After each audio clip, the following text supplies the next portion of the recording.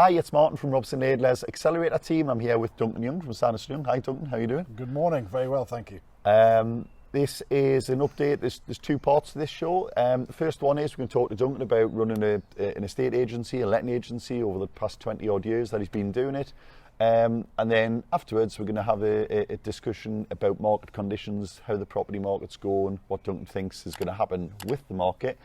The first bit you're going to see for free, that's available, you're watching it now. If you want to see the full interview, it's across on B Daily's new premium platform. I'm sure they'll be happy to see you over there, and we're going to put a link in the description for you to go and see that. So Duncan, how are you doing? Are you good? I'm well, thanks. Yeah, not bad at all. Nice to be here. This is our first outdoor interview, by the way. It is. Yeah. You'll be happy. A series of firsts. Yes. I think you were our first video to hit 500 views as well 2 years ago, so that's good. Yes, that went down very well, yeah. So Duncan, just most people in property will know who you are. I'm not trying to blow smoke or anything, but most people will know who you are. But tell us a little bit about, for people who don't know, when did you start Sanderson Young? Well, I mean, my estate agency career goes back to 1984, so it's... 84? Yeah, it's some time ago now. That's 38 years. And I started off in North Northumberland in Berwick and Alnwick before I came down to Gosforth in 1986. And that was my first taste of Newcastle and regional estate agency. And I worked for General Access Property Services and became a divisional director looking after 66 offices over a patch from Leicester to Scotland. Right. And that was an exciting time. A lot of mileage? Yeah, a lot of mileage. But I was specialising at the time in what we call town and country, which is very similar to my Rare brand. State agency was evolving, we were changing, corporate agency was taking over. General Accident had bought us, who then became Commercial Union and then Norwich Union. So CGNU was formed at the time, and it now trades as LSL, which was part of the old group. And I was very happy in those corporate days and thoroughly enjoyed myself. But I set Sanderson Young up, the brand Sanderson Young, in 1999. So that's now 23 years ago. Yeah, okay. And I very much enjoyed working through the ups and downs of that. Yeah, it's been an interesting time. There's been a lot happening in property over those periods, hasn't there? A lot went on, and you know, you learn a lot as you go through. I still, in my late 50s, are still learning, you know, about business and about how to trade and how to, effectively provide good estate agency. Yeah, we'll come on to where your inspirations are and your attitude, I suppose, because you've got to just be able to keep going, haven't you? If you're in business, you have to find a way just to get up every day and do something, haven't you? You are on that wheel, and you find it very difficult to get off the wheel. People turn to you every day, 24 hours, 7 days a week. I have emails, text messages, and WhatsApp, and I love when people who've got a job say, you know, I've got to get away from the 9 to 5, and then the old joke is, we'll try the 24/7 instead. No, I'm never. I mean, whilst even if I am on holiday, I'm not a great person for sitting around beaches or by bad pools. Company, are you? No, my wife does that. She sits around and she enjoys the sun and she relaxes and reads books. I can't wait to pick up my iPhone. And days gone by, it used to be my BlackBerry. Of course, and, those were the things, the devices that I lived with, because I enjoy keeping in touch and helping people out. Yeah, okay then. So you mentioned, so most people know Sanderson Young, most again will know Rare. What was behind that kind of formation of that new arm then? My old brand, GA Town and Country in corporate life, was allowed to dissolve after I left and the market changed. And I'd always been very proud of that. And the top end of the market at the very niche level does require specialist services, which not everybody else would want. So, you know, if you're going to compete with the Savills and the Knight Franks and the Struts, and you have to provide upmarket agency, upmarket brochures, specialist people, and a very mature knowledge of how to handle the negotiations once you get to those higher price levels. The evaluations presumably are a little bit more complex because it's not like you're selling a semi on a street full of semis. The comparables are just not there, presumably, sometimes. Valuation is personal. I've learned over the years. Sometimes you can be wrong because you value based on historic comparable evidence in the majority of cases. Yeah. And if somebody comes along who really wants something badly, and we've had a number of instances of those in the last year or so, we've achieved a unique price, well above what is normal value. Which has no real logic or reason. No, not at all. It's all about what the person who wants to buy it will pay for it. Yeah. And that exists in all types of commodity sales, whether it's a holiday, a car, piece of jewellery, a ceramic, a painting. You know, we are fortunate to be asked to sell the best commodity and the most valuable commodity that many people have. Yeah, and the thing they'll probably love more than anything else, everyone's got their favourite car they've owned, but their favourite home, their forever home, is a magical thing to sell someone, isn't it? And my job is to get the very best price in the shortest period of time to the most amount of people without telling anyone. Which is sometimes difficult. Yeah, it's interesting you mentioned that, because we were just mentioning there that sometimes sales have to go through without anybody really knowing because of who they are, the profile of the vendor. How do you even manage that? And if you just got a list of people who you know are waiting for select things, first of all, you have without giving anything away? Well, you have to grow up in the area for 40, 50 years and know people and have been out to people, and you've got to think about it, the jigsaw that the area provides. And anyone new coming in, or any changes to certain owners in the area, if they sell out companies, or if they have suddenly had a windfall of some kind, you've got to be able to know what they want. And often is the case, and over 20% of my business now is transacted on low-profile sales. They never hit the internet, they don't come on the market. And the only record is the land registry catches correct. up months down the line. Yeah. But and I pride myself on doing that very discreetly and very quietly. Yeah. Well, I know over the years I've asked you a lot of stuff and you very carefully don't answer. Have you ever thought about politics? Yeah. The one thing I do wish is I wish I'd written a book or just kept a chapter on it and changed all the names and protected all the identities, because there'd be some great stories. I'm sure there would. Yeah. Well, again, we're going to try and keep away from people here, yes, so we'll try not to. So what's interesting about Sanderson Young and Rare, though, Duncan, is that it's kind of a niche within a niche, because Sanderson Young was already not your typical everyday house. Is that fair to say or not? I think the maturity of my team and colleagues and the knowledge that we all have together makes us very much more attractive to people who have bought and sold a number of times. And therefore the majority of our clients are not middle-aged, but people who have bought and sold at a higher value and are looking to achieve either a specialist price, a unique figure, something that's fairly rare to the market, which is individual to price.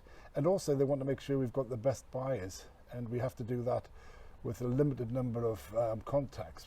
And yeah, we do specialise in niche sales rather than the volume. I mean, we love it to have normal housing and lower value. We do very well on some of those sales around. Yeah. But we are more popular, and our average house price is well over 400,000. So what's the average house price? I mean, the country's still probably about 300, I think is it? The region, it's changed again, but I mean, the country is 220 or so thousand. Greatly affected by London, and our region is somewhere in the 180s from the last figure I saw. So you're getting over double the regional average. Yeah, we don't represent the regional average, but our brand has never been that. Yeah, and how did you make that decision? Was it a conscious decision right at the start? We're going to go after this kind of area, yes. Or did you just get everything for a couple of years and then? No, we wanted to have clients who would believe the way we did, that the more you present and market a home, the better the value will be. And it still to this day surprises me that some agents are appointed on 0.5% fees or no fees under the belief that they're getting cheap value. Well, somebody pays for it down the line. Never believe anything is free, because it's not free. Yeah. And I've seen some terrible sales go through at very low values because the agent appointed or the deal was done at free or 0.5% or whatever. Right. You haven't achieved your best price, you've lost money. Because the idea here is, well, if we can save money, I think a lot of people are quite naive and they think they're going to get the same value with service. Yeah. But they're not. Of course, if someone's only getting half the fee, they're not going to spend as much time on it, are they? I was taught by a local professor some years ago when he sat me down and presented me with a very nice afternoon tea in his drawing room. And he gave me a scale of fees that he was prepared to employ me on, which started at a low figure for a very average sale and went right up here to a high fee for a good sale. Right. And I, being the greedy and ambitious character, I went for the high fee and the more ambitious scale. And I took that risk, and I was delighted when I achieved it. Right, that's interesting. So, Fees can be... He said, well, like, sorry, he was sentient enough to incentivise you to say, a lot of my... I want you to make more money. A lot of my top-end clients believe in tiered fees, accountable fees, and so do I. Right. You get paid what you're worth, and you can account that fee to either the time it takes you to sell it or the price you get for it. Right, okay then. Because a lot of people in business struggle to, first of all, price their product anyway, price their service, to work out whether they're making a profit on a job. These things are all quite complex, but you've then kind of like added another layer of complexity by design to go really into that. The beauty of it is when you own your own company, then you have the ability to let the buck stop with you. So, you make your decision to do your fee at those levels. If you don't achieve it, you lose. Yeah. If you do achieve it and you get what you both thought was average, then you do a reasonable job and you get a reasonable fee. But if you go at the super price, then you get a reward. Yeah. And everybody in life should be rewarded for doing well. Yeah, okay then. Yeah, good. Risk and reward, that's what business is about, isn't it? Yeah, yeah. Effort and reward, Definitely. and risk and reward, yeah. So Duncan, how do you balance then because you're in a unique position here that you act for the seller, but you can't ignore the fact that there's a buyer there. It has to be the right buyer. It has to be someone who's able to move, someone who can move in the time frame that people want. How do you balance off the two things there? Because you can't just take the highest price offer, can you? It's got to be the best offer. The art of negotiation involves many skills. It's psychotherapy that goes along with it, and the understanding of people's desires to buy and sell and what their needs and wants are very, very different. And money is often just one of those factors on both sides. Money is isn't something that sort of concludes it, but timescales, desirability, type of buyer. We try to keep a distance with certain types of buyers who can be perhaps a little bit more aggressive than they need to be, because our fear is the vendor might not like them. And we've seen people before just say, I'm sorry, I'm not prepared to sell it to that vendor, that purchaser. Yeah. And that's us failing if that's happened, because we shouldn't have allowed them to get that close anyway. Yeah, and if you put two or three in front of someone, you'll lose that quite easily, won't you? When you have a negotiation that comes down to a washing machine or a tumble dryer or some minor item which should be left, then it can't be a matter of principle. As soon as somebody says it's a matter of principle, you failed. You shouldn't have allowed those two people to get that involved. Yeah, I mean, if someone's buying a £400,000 house and they're going to pull out because they're not getting a washing machine, that's not the reason, is it? I have to keep reminding a vendor or even a purchaser that, once you've bought or sold that house, you may not see those clients ever again. Yeah. And if you're buying a house that you want and you're going to fall in love with it, think about the house, not about who used to live there, or the negotiation that took place. But negotiation is a vital part of maturity of people who work in a estate agency, and that's where you earn your fees. If you negotiate well, if you keep a distance when you need to keep a distance, if you do not try and hurry and rush things, that's how you earn your fees. Yeah. So an appropriate silence on the phone. Don't say, well, what do you think? What do you think? Just if you're given a clear instruction, follow that instruction. If there's no negotiating going to take place, be clear that you've relayed that to all parties. Yeah.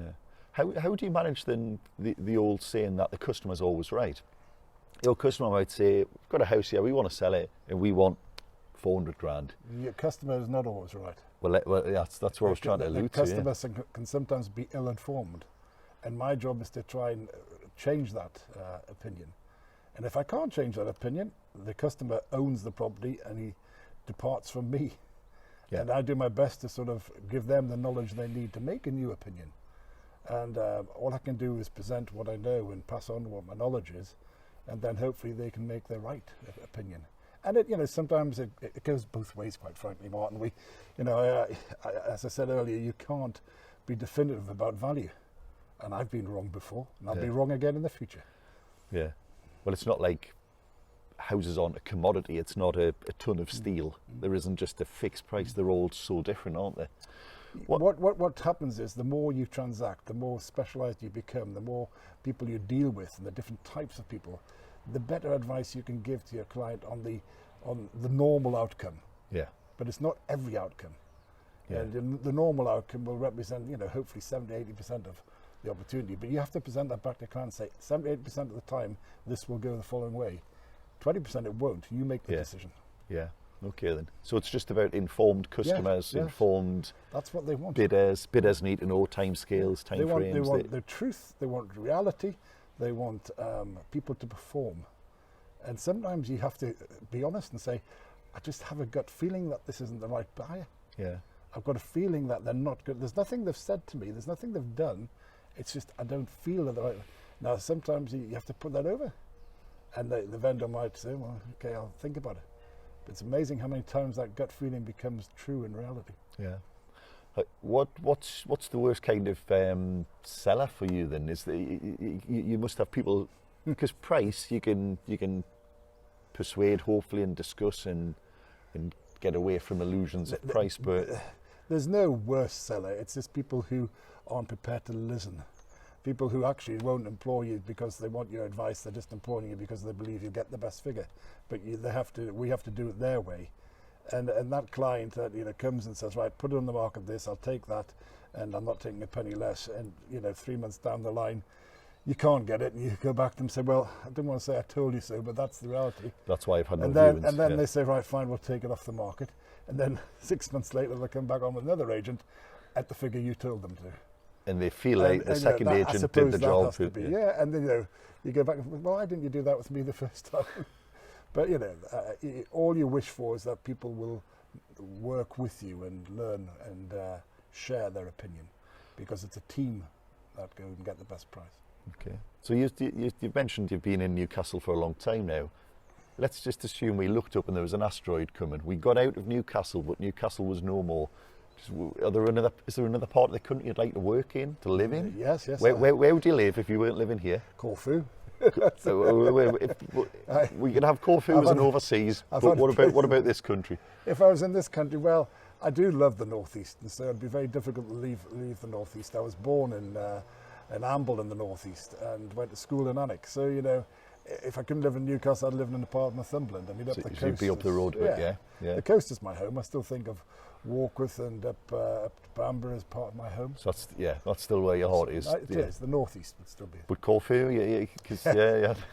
Yeah, but you get your summer sort of boost of being, and this is the third year that I've driven down to Corfu and stayed at that place there, and it's beautiful. And the Greeks are lovely folk. And, that's must be some drive, that is it? It is, yeah. It's very exciting, but it's amazing. My wife won't do it, and my children would love to do it, but they can't afford the time off work. But I've got enough male mates who don't mind visiting the odd vineyard on the way down. Drive down with you and have a few we're overnight going stays via France and Italy, but it's a very nice drive. It's a lovely drive. Awesome. So, Duncan, you came into property having a large corporate background. Obviously, there's a lot of people now just start agencies just seemingly overnight. Some are very large landlords who moved into agency as a natural progression to manage their own stock. Others just kind of, buy a laptop and a shiny suit and get on with it. What's happening in the world at the moment, estate agency-wise and letting agency? There's a lot of competition, a lot of change. There always have been a great variety of people within the sector, either the one-man band or the small firm or as you say, the landlord and investor committed agent, and then the sort of more established residential and sales agent who might have 3 or 4 branches, and then up to those that have got 20, 30 branches in the corporates. So the cross-section of individuals that you compete with varies tremendously. And some of those individuals now, have traded very successfully since COVID as hybrids. And, they've grown up with no office. Yeah. And then maybe they've established one office. And maybe 2 offices now. But they're still doing it on a hybrid manner, which is, pay up front or pay cheap fees and get as many boards up as possible. And I wish them well. I mean, there's a market out there for every type of dealer and every type of commodity. But I've never been interested in having the most for sale boards. I've always wanted to have the most sold boards. Sold and the right houses as well. Sale is vanity, and sold boards is sanity. Yeah. Okay then. So you sound like you've got what I would call, and people generally call, an abundance mindset. There is enough for everybody. There is. And you're not fussed how many people are chipping away at the, No. we'll call it the average properties, but you're not, you just, do you still keep an eye on them though and think? We keep an eye on everything. We monitor all the statistics of all our competitors on a weekly basis. And my youngest son, Harry, who's in the business, will often get a bit upset. Dad, we've lost this one. Dad, this We is didn't gonna- get that one. We didn't Yeah. get that one. I say, well, somebody else has got to have something. You're never Yeah. going to get 100%. Yeah, And you know, each to their own. All we want to do is get as many as we can at the right price and at the right fee that makes sense. But you're never going to dominate everything. And I think sometimes domination creates a completely different type of agency. yeah. You know, Well, we're sure we can apply that to the real world Yeah, where yeah, yeah. any corporate or government Yeah. or anyone who has too much power feels to be held account. Exactly that. They fail to be held account, mistakes start to happen, and that's when the nightmares start. And we see it with occasionally when people have too many boards or too many instructions, then you hear about the nightmare sales they've had. And you know, it's better to be in the more niche end of the market, Yeah. in my view. Are there any properties, and I'm conscious these are people's homes and you've got to be careful not to give away, again, names, but are there any properties that you really just wish you had got over the line? Is there, is there the deal that got away? No, thankfully that we've managed to get most of the very best sales away. And in the last 2 or 3 years, we've seen some fabulous sales in excess of the 4 million limit that we used to have. Right. And we've seen 5, 6 and 7 million pound sales have come forward, and that's tremendous. And none of those really hit the market. They were quiet deals. Yeah. So I'm pleased to say we haven't lost any of the big ones. There are some on the market now, one or two with me and perhaps 3 or 4 with other agents, which should have sold and haven't yet. But that's a sign that maybe the top end of the market's beginning to cool. Right, okay. And I think that's all about the economy. Well, we're now touching on the areas where we need to move into our viewers' questions and, Yes. and questions about where exactly we think the market's going. Yep. So we hope you've enjoyed that so far with Duncan. As I said, if you want to catch the full interview, you can go across to B Daily. It's on their premium platform. But meanwhile, Duncan, we have got plenty of questions from True. other people.